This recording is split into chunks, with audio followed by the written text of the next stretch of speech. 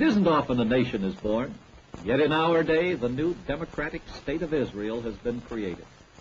The courage, sweat, and blood of labor Zionists helped make it possible. Ben-Gurion, one of the leaders of the Histad group, Israel's labor federation, became the first prime minister. Golda Meirson, one of the builders of pioneer women in America, became minister of labor. The link between pioneer women in Israel, or Mouatzat Apolot, and pioneer women in America has become a strong chain. It is here Mouatzat Apolot has its strong supporting source. Thus it could build more farm schools, or mishkepim, first for women and now for immigrant youth. It could establish girls' trade schools and women's industrial training centers to teach office work, sewing, spinning, weaving, quilt making, not to forget the domestic sciences. Women in Israel are nation builders. Homes could be provided for thousands of refugee children, and the Working Mothers Association, or the Imahot Ovdot, could develop its program for women. In Israel, women assume the dual role of worker and mother and provide the country's finest treasures, healthy, beautiful youngsters. Encouraged by such achievements, pioneer women of America will increase their membership and their activities so that the new youth village at Ein Karam near Jerusalem can grow, so that thousands more children, girls, and mothers can be assisted and trained, and the way of life of labor Zionism, social and economic equality, can flourish. Labor is Israel. 46% of its members are women, pioneer women, and the story of their struggle is Israel's struggle. They fought for Israel's liberation. An army of women, 10,000 strong, was recruited, and most of them from the ranks of women workers. A country born of struggle, shell-scarred walls, deserted streets, rubble, all show the fierce struggle the Jews put up to defend their new home. It was a gallant fight against powerful enemies, a grim fight. For many months, the British government, Anglo-American oil companies, and our own State Department tried everything from armed intervention to diplomatic maneuvers to thwart Israel. Now that the fighting is over and the people are returning to their homes, one learns an amazing fact. The Palestinian Arabs did little fighting against the Jews. This was a war between Israel and the foreign Arabs, backed by British arms and American indifference. Plenty of proof of this can be found in Nazareth. Here, Mary's well, which the mother of Jesus used, is still the major source of water for the community. The Arabs of Nazareth refused to fight the Jews. They were more interested in water, and especially in the new water pipeline the Israeli government plans to lay to Nazareth. They told me how it would give them an ample water supply for the first time, how it will free their women and children from water hauling, and most important, how it will create new jobs for the young men, jobs with decent working conditions and good pay. Many of them take the bus each day to Haifa, where they work side by side with Jews in Jewish industries. In Haifa, Jewish and Arab unions work in close harmony. They demand equal pay for equal work for both Arab and Jew. As a result, the wage level of the Israeli worker is now more than double that of Syria and 5 times that of Egypt and Iraq. But the fight for higher wages is just a small part of labor's activity. Organized labor, 75% of all workers, owns and operates cooperatives which dominate the economy. Those workers are building on a much different base than we have.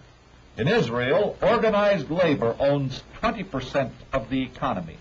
In our land of big business, 200 corporations control 20% of the economy.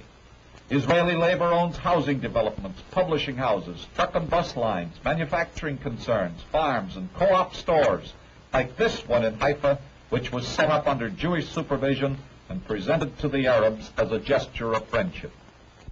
From Haifa and Tel Aviv, I traveled to Jerusalem over the Jewish-Burma Road. The temperature was 104 degrees, the dust 6 inches deep. I was certainly glad to get to Jerusalem, Even though down close to the old city, the sight that greeted me on my arrival was the dreary one of deserted streets and tank barricades, grim reminders of wartime. But the new town, built by the Jews of modern times, was teeming with life. Children of all ages grouped around me in order to get their pictures taken, just like kids everywhere.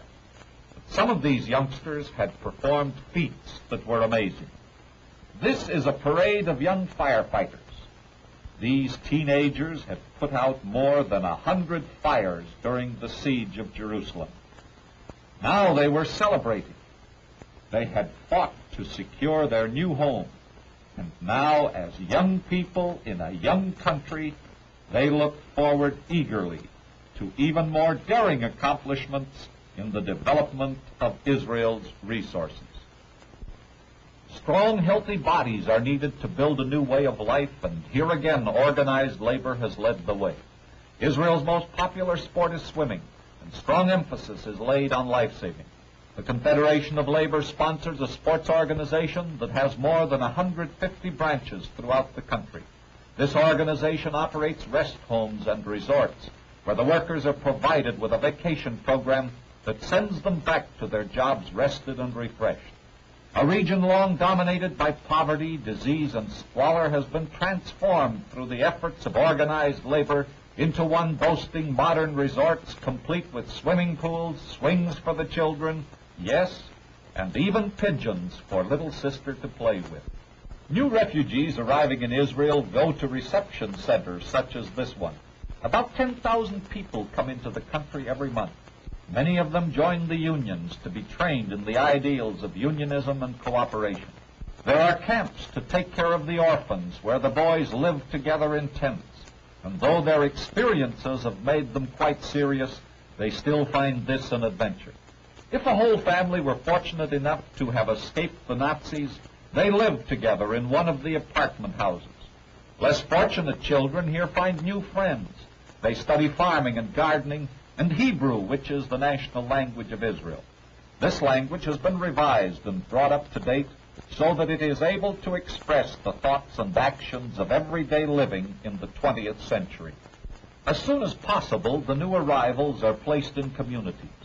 If they choose to become farmers, they're likely to go to one of the 150 cooperatives, such as the one you see here. These cooperative farms, many of them also operated by groups of organized workers, supply about 3/4 of the total farm output. As a rule, half of the land is used for growing citrus fruits and half for other crops.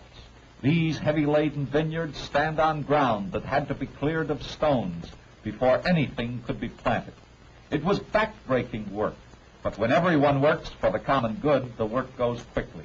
Everyone pitches in, and though there is not enough modern machinery or equipment, the people make the most of what they have. Participation in the co-op is entirely voluntary. All income of the farm goes into a common purse controlled by all the members. Horses, livestock, and machinery are all owned in common.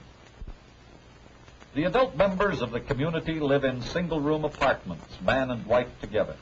Their food is prepared in a big kitchen with electric cooking kettles, refrigerators, dishwashers, and other modern equipment, and served in a large common dining room. A member of the co-op may leave any time he wants to, but few members do.